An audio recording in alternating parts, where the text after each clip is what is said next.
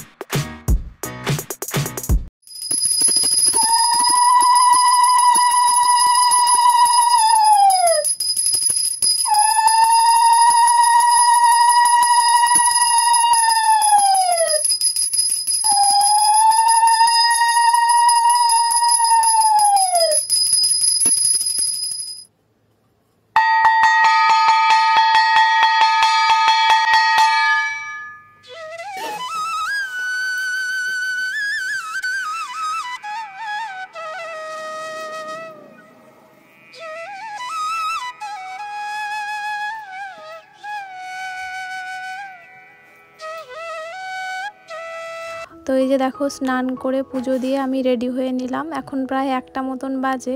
তোমাদের দাদা ভাই ওদিকে চলে এসেছে বাড়ি, ও এই টাইমে বাড়ি আসে, আর শাশুড়ি মা ওদিকে রান্না বান্না করছে।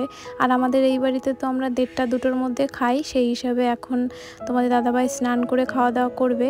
আর ওই বাড়িতে না আমি সকালবেলায় যেতাম, যেহেতু মা বাড়িতে ছিল না, মা একটা জায়গায় দরকারে গিয়েছিল, তো তার জন্য সকালে গেলাম না। এখন মা বাড়িতে এসেই আমাকে ফোন করলো যে তুই চলে আয়। তো এখন যাচ্ছি ওই বাড়িতে, তো চলো ওই বাড়িতে গিয়ে দেখা হচ্ছে আবার।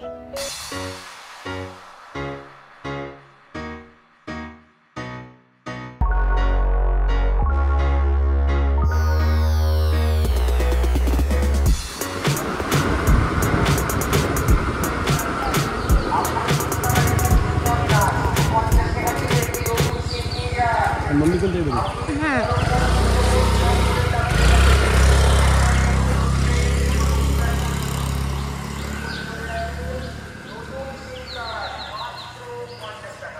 তো এই যে তোমাদের দাদা ভাই আমাকে দিয়ে বাড়ির দিকে চলে গেল, বাড়ি গিয়ে স্নান করবে, খাওয়া দাওয়া করবে। এখন প্রায় 1:30 মতন বাজে। আমাদের ওই বাড়িতে না 1:30 2টোর মধ্যে আমরা দুপুরে খাওয়া দাওয়া করে নিই। আমি যখন আসছিলাম দেখলাম শাশুড়ি মা রান্না করছে, আর সব কিছু গুছিয়ে দিয়ে আসলাম। তোমরা তো দেখলেই, এতক্ষণে মনে হয় রান্না বান্না হয়ে গেছে। তো বাড়ি গিয়ে স্নান করে খাওয়া দাওয়া করে একটু রেস্ট নিয়ে ও আসবে সন্ধেবেলা। তো আমাকে এখন দিয়ে গেল। আর মা আমাকে বলল যে আজকে মানে দুপুরবেলা বাড়ি থেকে না খেয়ে আসতে, মানে মা আর আমি একসঙ্গে খাবো, সেটাই বলল যে তুই আয় একসঙ্গে আমরা খাবো খনি আজকে দুপুরে। আর এসে দেখছি মা বাড়িতে নেই, আর প্রচণ্ড গরম জানো তো। তো স্নান করে মনে হচ্ছে বেশি গরম লাগছে। কোথায় গেছিলা? সাদা ফুল ফুল পাইছো? ফুল তো গাছ তো ফাঁকা, পুরো গাছে ফুল নাই। একটা মালা গাঁথবি হবে না? তো উনি হসপিটাল দৌড়াচ্ছেন না খালি? বাড়িতে নাইটি গামছা অন্য সব নিয়ে আসলাম পরে।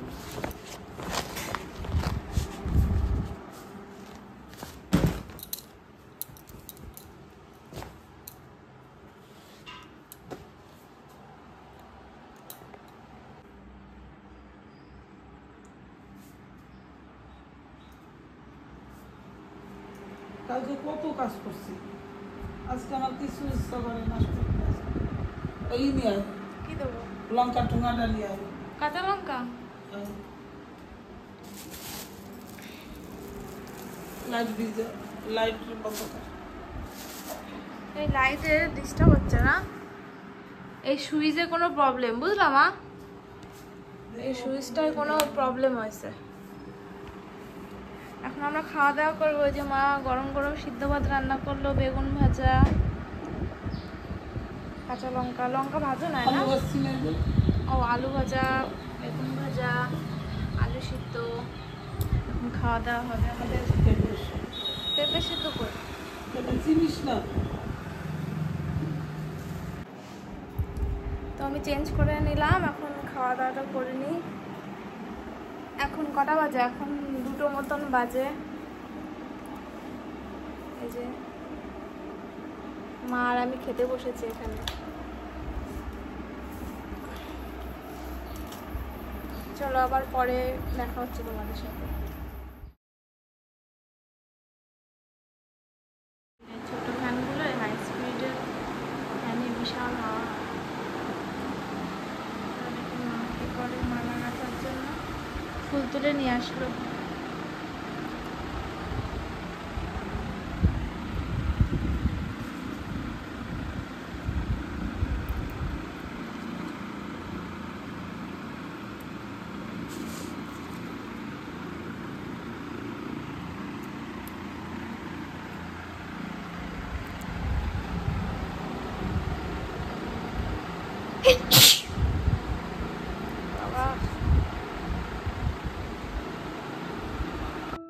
আজকের দিনে ঠিক 2 বছর আগে আমি আমার বাবাকে হারিয়েছিলাম।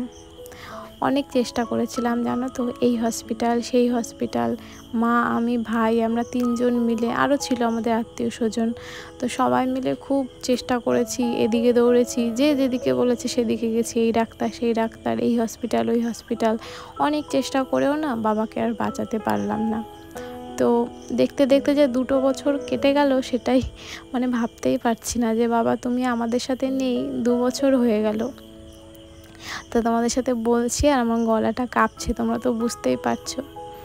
তো আজকে সেই বাবার মানে মৃত্যুর দিন উপলক্ষে বাড়িতে একটা ছোট্ট হরিসভার আয়োজন করা হয়েছে, মানে মা করেছে। আর মা শরীরটাও না ভালো না, মানে কোমরে ব্যথা পেয়েছে, কোনো কাজবাজ করতে পারছে না। তো খুব বড় সড়ো করে হচ্ছে না, একদম ছোট করেই হচ্ছে। তো তার জন্য দেখো এখানে মা জিলেপি এনেছে আর বাবার জন্য নিজে হাতে মালা গাচ্ছে। তো যাদের বাবা মা নেই তারা তো তারাই বুঝতে পারবে যে বাবা মা না থাকাটা কতটা কষ্টের।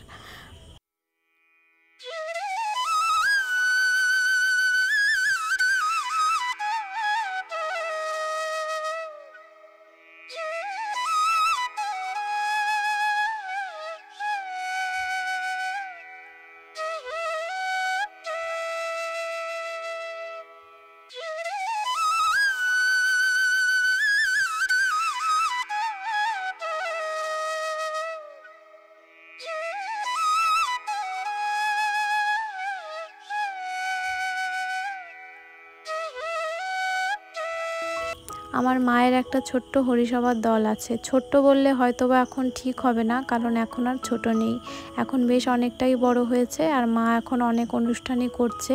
এই যে মার দলের সবাই না, এখানে কিছুজন এসছে, কিছুজন একটু পরে আসবে। আর সেই রকম না কাউকে বলা হয়নি, মানে আত্মীয় স্বজন সেই রকম বড় করে তো হচ্ছে না। এই যে মায়ের দলকে বলা হয়েছে আর আমাদের পাড়ার যে কজন আছে তাদের বলা হয়েছে। আর আগের বার একটু বড় করে হয়েছিল, আর এখন একদমই ছোট হচ্ছে, কারণ মার শরীর একদমই ভালো না, একা এত কিছু সামলাতে পারবে না। তো তার জন্য যেইটুকু না করলেই নয় সেইটুকুই করা হলো। তো এই যে দেখো মোটামুটি সবাই চলে এসছে, আরও কয়জন পরে এসছিল। তো এখন ঠাকুরের নাম করা হবে, সবাই মিলে ঠাকুরের নাম করবে।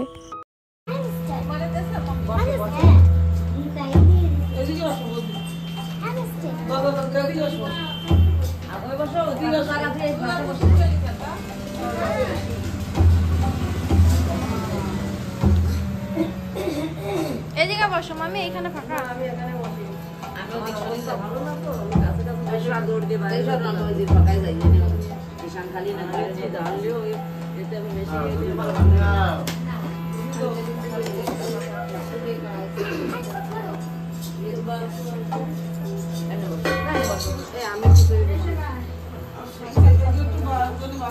এখন অনেকটা সময় পরে, এখন প্রায় 8:30 মতন বাজে। অনেকগুলো গানই হয়ে গেছে, আর হয়তো একটা দুটো হবে, তারপর শেষ হয়ে যাবে। আর এখানে আমি সবার জন্য নিয়ে আসলাম চা, আর আমি শুধু চাটা নিয়েই আসলাম, চাটা আমি করিনি, মা করে দিয়েছে, কাপে ঢেলে দিল, আর আমি শুধু এখানে নিয়ে আসলাম। আর মা দেখো সবাইকে বিস্কুট দিচ্ছে। আর এখানে লোক বেশি তো, মানে অনেক লোক, তার জন্য ঘরের কাপে আর দিল না, কাগজের কাপ ছিল ঘরে, তাতেই সবাইকে চা দিল। আর পাড়া থেকে অনেকে এসেছিল, সবাই গান শুনে অনেকে চলেও গেছে। আর কটা গান হওয়ার পরে এই যে শেষ হয়ে গেছিলো। এখন সবাইকে প্রসাদ দেওয়া হচ্ছে। প্রসাদে ছিল মুড়ি, জিলেপি, ছানা, মিষ্টি, বোঁদে। আর মা আবার বুদ্ধি করে ক্যারি প্যাকেট কিনে নিয়ে এসছে। কিসে করে বা দিত সবাইকে, কি করে বা নিত, তার জন্য ক্যারি প্যাকেট করে এইভাবে দিলে সুবিধাই হবে সবার বাড়ি নিয়ে যেতে। আর এখানে যারা দেখছো সব মার হরিসভার দলের লোকেরা ছিল, পাড়া থেকে 2-1 জন ছিল। আর যেহেতু অনেকটা রাত হয়ে গেছে না, তো অনেকেই চলে গেছে, এখন প্রায় 10টা বাজতে যায়। ওদিকে তোমাদের দাদা ভাইকে ফোন করে বললাম আমাকে নিয়ে যেতে। আর এইখানে একটু পরিষ্কার করে দিয়ে যাব মাকে, মানে গুছিয়ে গাছিয়ে দিয়ে যাব, চটগুলো উঠিয়ে দিয়ে যাব। আর তোমরা যারা এত পর্যন্ত ভিডিওটা দেখলে তোমাদের অসংখ্য ধন্যবাদ। আবারও একটা নতুন ভিডিওর সঙ্গে খুব তাড়াতাড়ি দেখা হবে। সবাই ভালো থেকো, সুস্থ থেকো, টাটা সবাইকে।